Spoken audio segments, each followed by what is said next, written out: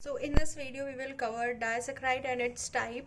Disaccharide mostly common है oligosaccharide के अंदर.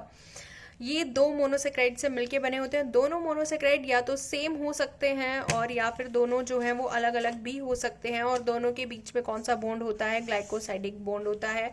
डाइसेक्राइड की तीन कैरेक्टरिस्टिक्स होती हैं. They are crystalline, they are water soluble and they are sweet to taste. These are the three characteristics of disaccharides. तो disaccharides की जो types हैं, that is disaccharide के अगर हम types देखें, mostly हम अभी इनके बारे में ही पढ़ेंगे. that is sucrose, sucralose, maltose, lactose and lactulose.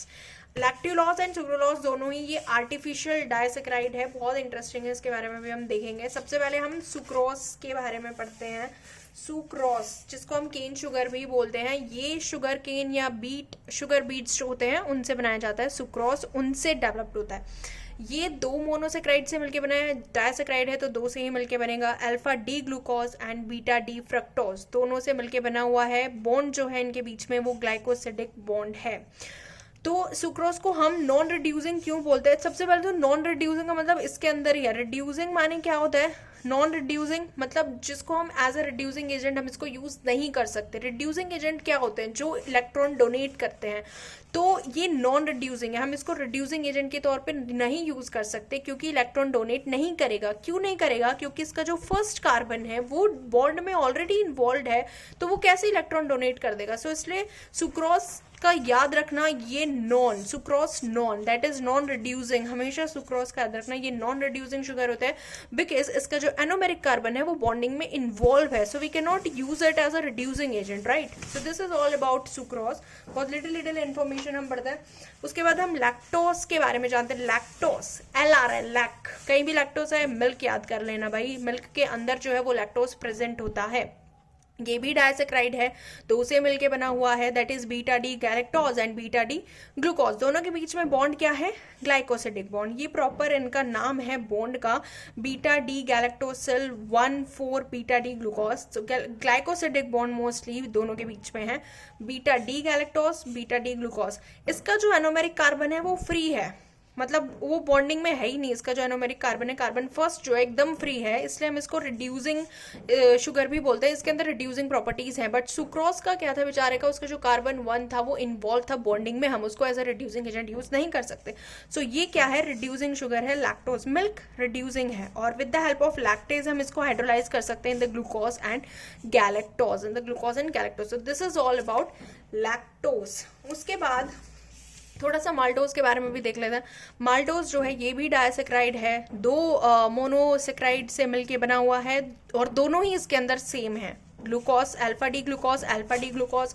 अब भाई हम इसको हाइड्रोलाइज करेंगे, तोड़ेंगे with the help of dilute acid और एंजाइम के हेल्प से, तो हमें क्या मिलेगा? दो अल्फा डी ग्लूकोज की यूनिट्स ही मिलेंगी. तो इनके बीच में जो बॉन्ड होता है दैट इज ग्लाइकोसिडिक बॉन्ड. और आइसोमाल्टोस भी एक होता है. आइसोमाल्टोस उसके अंदर जो बॉन्ड होता है वो अल्फा 1,6 ग्लाइकोसिडिक बॉन्ड होता है. Alpha 1,6 glycosidic bond, iso 1,6 glycosidic bond, ये याद रखना. सो ये पूरा माल्टोस के बारे में हो गया.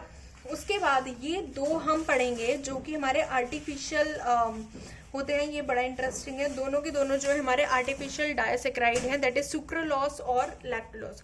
सुक्रोलोज जो है आर्टिफिशियल है.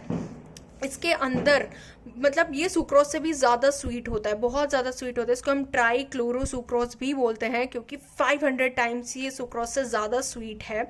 इसके ये हमें कोई कैलोरीज भी बॉडी में नहीं प्रोवाइड करता है, ना तो ये डाइजेस्ट होता है. तो इसको हम सिर्फ एज अ टेस्ट के लिए या फिर स्टेबिलिटी के लिए, यानी कि हम इसको बहुत सी सॉफ्ट ड्रिंक्स या बेकिंग केक वगैरह में हम इसको डाल देते हैं ताकि वो ज़्यादा चल सके, लॉन्गर शेल्फ लाइफ उनकी बढ़ सके. तो इसको हम स्टेबिलिटी या टेस्ट सेफ्टी के लिए ज़्यादातर यूज़ करते हैं. और कोई डेंटल कैरीज नहीं होता, मतलब कुछ इसका साइड इफेक्ट नहीं है कुछ. ये सेफ है. डायबिटिक भी यूज़ कर सकते हैं, नॉन डायबिटिक भी यूज़ कर सकते हैं. ये सबसे ज़्यादा जो स्वीटनर यूज़ होता है ना वो यही होता है, सुक्रोलोज आर्टिफिशियल स्वीटनर. और ये स्वीट भी बहुत ज़्यादा है और प्लस ये सेफ भी है. उसके बाद अगर हम लैक्टुलोज की बात करें, ये एक सिंथेटिक डायसेक्राइड है। सिंथेटिक मतलब वही आर्टिफिशियल है। इसके अंदर आपको गैलेक्टोज और फ्रक्टोज मिलेगा। ये ना तो डाइजेस्ट होता है ना ये एब्जॉर्ब होता है। लैक्टुलोज हम बेसिकली इसको हिपैटिक एंसेलोपैथी के लिए यूज करते हैं। हिपैटिक एंसेलोपैथी के अंदर क्या होता है, इसके अंदर क्या होता है, हमारे जो ल्यूमेन में जो अमोनिया लेवल्स है ना वो बढ़ जाते हैं। इसके अंदर हमारी जो प्लाज्मा अमोनियम लेवल है वो बहुत ज़्यादा बढ़ जाता है। तो जब हम उसको लैक्टुलोज देंगे तो ये लैक्टुलोज क्या करेगा, हमारे बॉडी में जो अमोनिया है ना उसको अमोनियम आयन में कन्वर्ट कर देगा। तो अगर ये अमोनिया को अमोनियम आयन में कन्वर्ट करता है, अमोनियम आयन जो है ये एब्जॉर्ब नहीं होगा, डाइजेस्ट नहीं होगा, तो कुछ प्रॉब्लम ही नहीं होगी और हमारा जो लेवल है वो भी मेंटेन हो जाएगा, क्योंकि अमोनिया जो है वो किसमें, उसने अमोनियम आयन में कन्वर्ट कर दिया है।